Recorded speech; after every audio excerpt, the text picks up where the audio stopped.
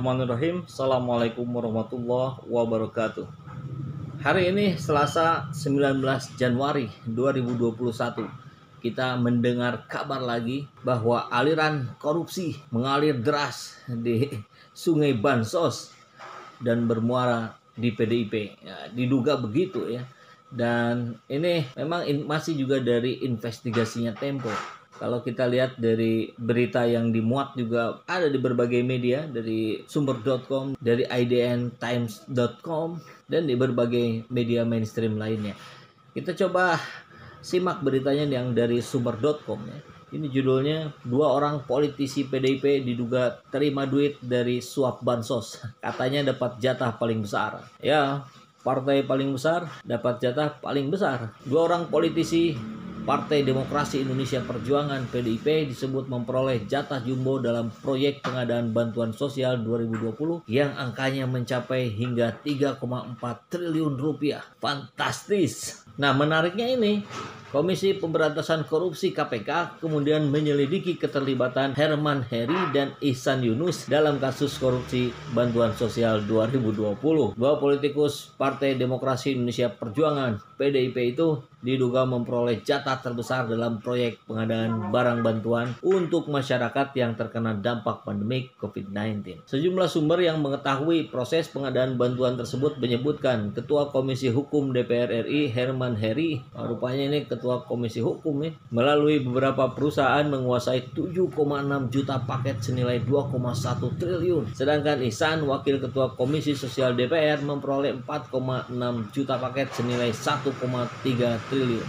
Komisi Anti Korupsi menggeledah kantor perusahaan yang terafiliasi dengan keduanya sepanjang pekan lalu. Di antaranya kantor milik keluarga Herman di Jalan Panglima Polim, Jakarta Selatan. Begitu juga rumah keluarga Ihsan Yunus di Jalan Hankam Raya, Jakarta Timur. Baik Herman maupun Ihsan membantah tuduhan terlibat korupsi bansos. Harus dibantah dong.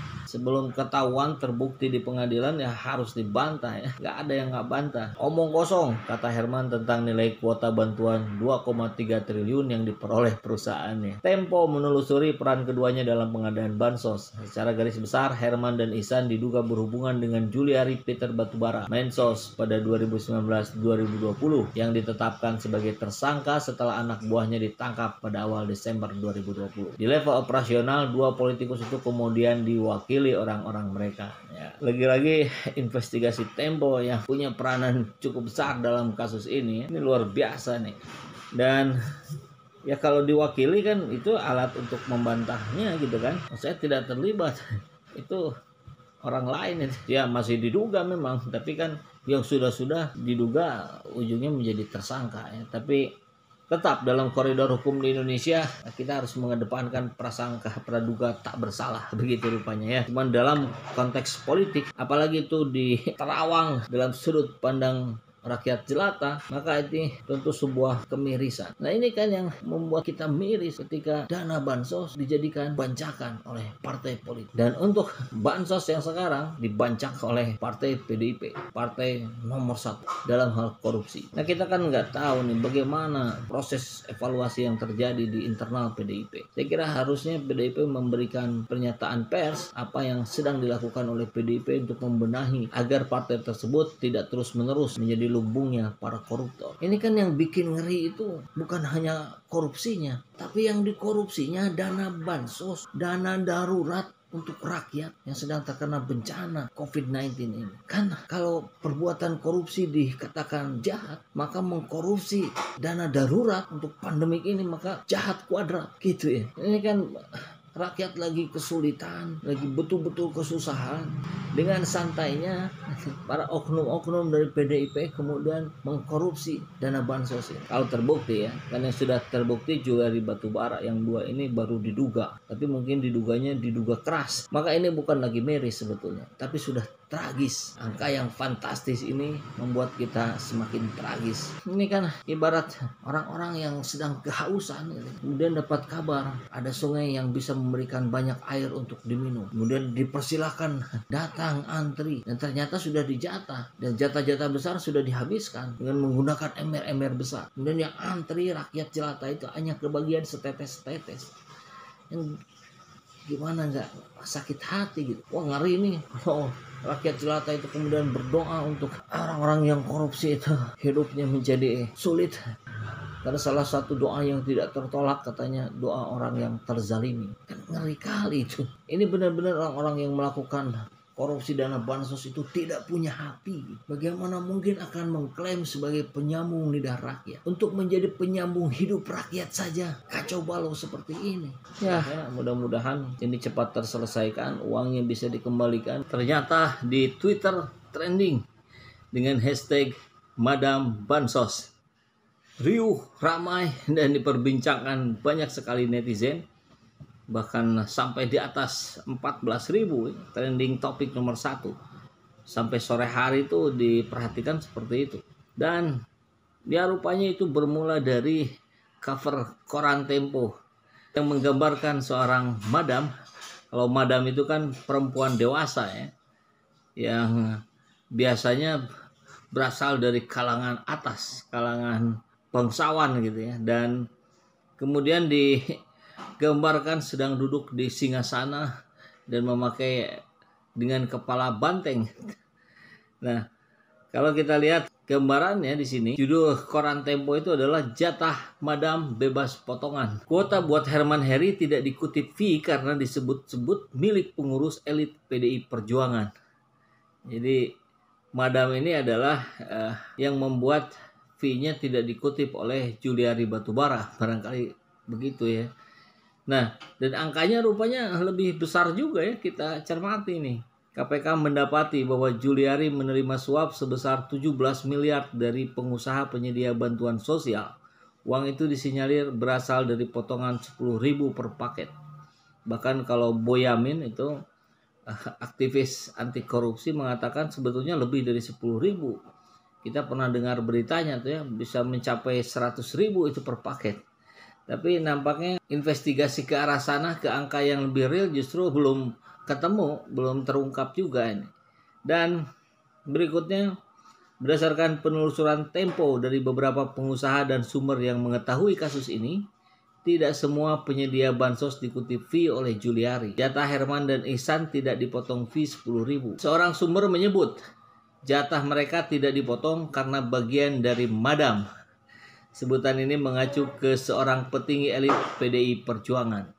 Ya, kalau kita lihat mengacu ke petinggi elit PDI Perjuangan dan berjenis kelamin perempuan karena disebut madam, maka ya kita tidak susah lagi untuk menebak siapa ini. Cuman kan memang kita juga tidak bisa menyebut nama selama itu belum terbukti. Dan begitu kaidahnya ya. Namun demikian, Sekjen PDIP Hasto Kristianto sudah memberikan klarifikasinya. Partai tidak mengetahui hal tersebut dan tidak pernah membicarakan adanya jatah.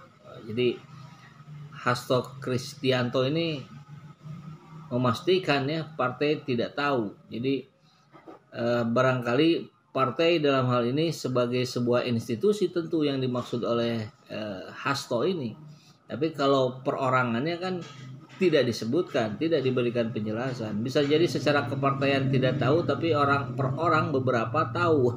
Kan logikanya begitu ya.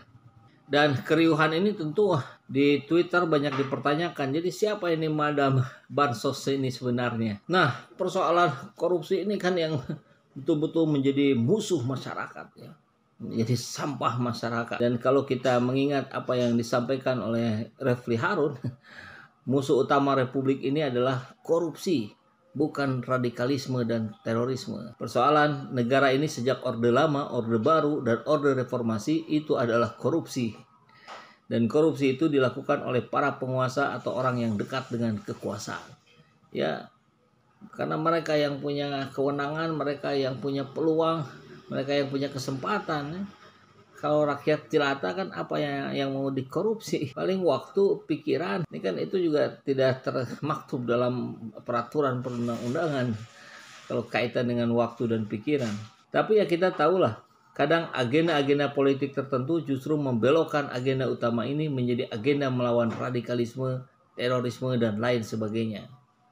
Nah, ini seorang ahli hukum tata negara ya, yang kemudian moncer juga di kanal YouTube-nya, memberikan pendidikan, memberikan ruang-ruang berpikir bagi rakyat untuk tahu seperti apa sebenarnya yang sedang terjadi dengan bangsa ini. Saya, Refli Harun, adalah orang yang patut kita apresiasi dengan upayanya memberikan informasi dan memberikan pikiran-pikirannya sebagai seorang pakar hukum tata negara ya. Dan lagi-lagi ya, kita tahu ini sumber utamanya dari Tempo. Tempo memang selalu mengangkat hal-hal yang cukup sensitif di negeri ini. Tapi saya kira memang itu fungsi jurnalistik. Karena rakyat harus tahu. Ini kita nggak dengar nih kabar-kabar seperti ini dari media mainstream lainnya.